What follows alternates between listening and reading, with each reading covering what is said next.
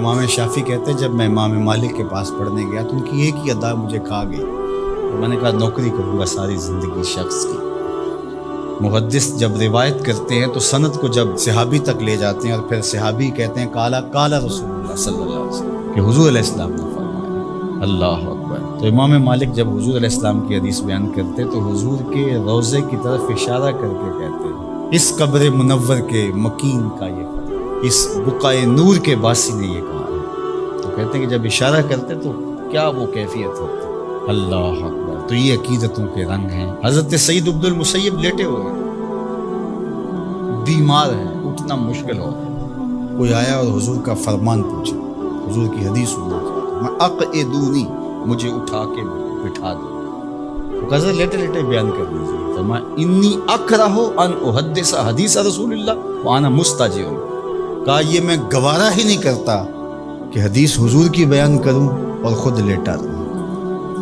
امام مالک کی دہلیز پہ اگر کوئی شخص آتا تھا تو اسے پوچھتے تھے کیا کام ہے، اگر وہ کہتا کہ میں حضور علیہ السلام کی حدیث سننی ہے آپ سے، تو فرماتے کہ پھر تھوڑا انتظار کرنا ہوگا، مجھے غسل کرنا۔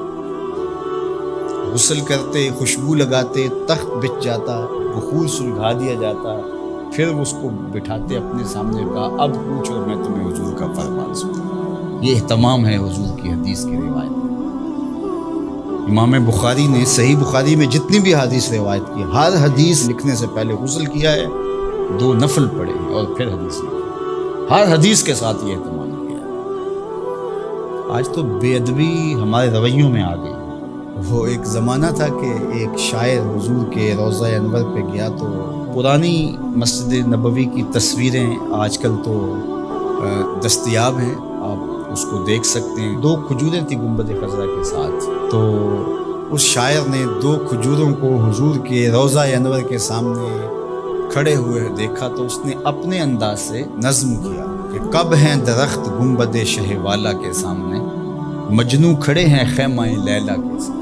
لوگوں نے کہا کمال کر دیا، کیسا تخیل پیش کیا۔ تو اگرچہ استعارتاً استعمال کیا، جس طرح لیلا کے خیمے کے آگے مجنوں کھڑے ہوتے ہیں، یہاں حضور کے روضے کے سامنے یہ 2 کھجور کے درخت ہیں۔ تو ان دنوں میں اعلیٰ حضرت امام اہل محبت امام شاہ احمد رضا خان فاضل بریلوی بھی وہاں موجود تھے۔ تو کسی نے جا کے ان کو یہ شعر سنایا تو آپ کی رگے غیرت اور رگے حمیت بھڑک اٹھی۔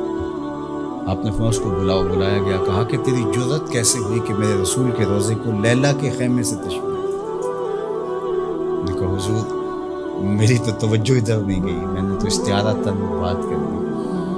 تو کہا کہ تمہارا پہلا مصرع تو ٹھیک ہے لیکن دوسرے میں اصلاح دیتا ہوں۔ اس نے کہا ارشاد تو آپ نے اصلاح دی۔ اس نے کہا تھا کب ہیں درخت گنبد شہ والا کے سامنے، مجنوں کھڑے ہیں خیمہ لیلا کے سامنے۔